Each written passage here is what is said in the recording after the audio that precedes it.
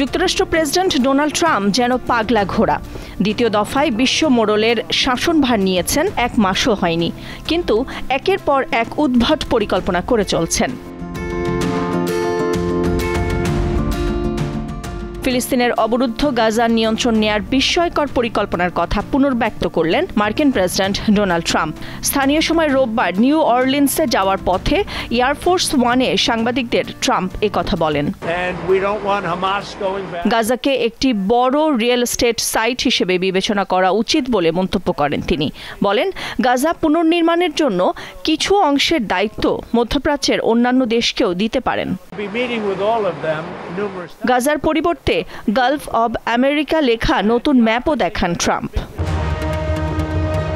এমনকি ইসরায়েল ও ফিলিস্তিনি গোষ্ঠী হামাসের মধ্যে যুদ্ধবিরতি চুক্তি নিয়ে ধৈর্য হারিয়ে ফেলেছেন বলেও জানান মার্কিন প্রেসিডেন্ট।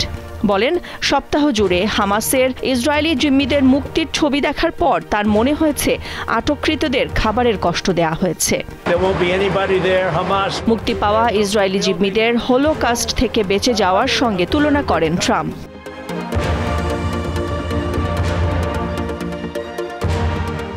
এদিকে গাজায় দ্বিতীয় দফার যুদ্ধবিরতি নিয়ে আবারও কাতারে আলোচনায় বসতে যাচ্ছে ইসরায়েল ও হামাস।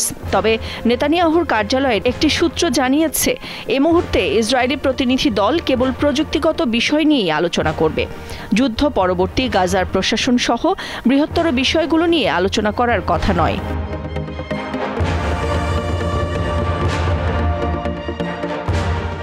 ইসরায়েল ও হামাসের মধ্যে 19 জানুয়ারি থেকে শুরু হওয়া প্রথম পর্যায়ের যুদ্ধবিরতি 6 সপ্তাহ ধরে চলবে।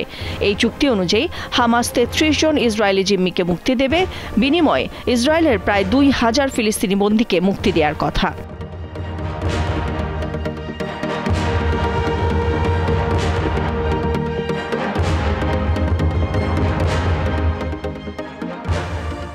নাদিরা জাহান, দীপ্ত বার্তা কক্ষ।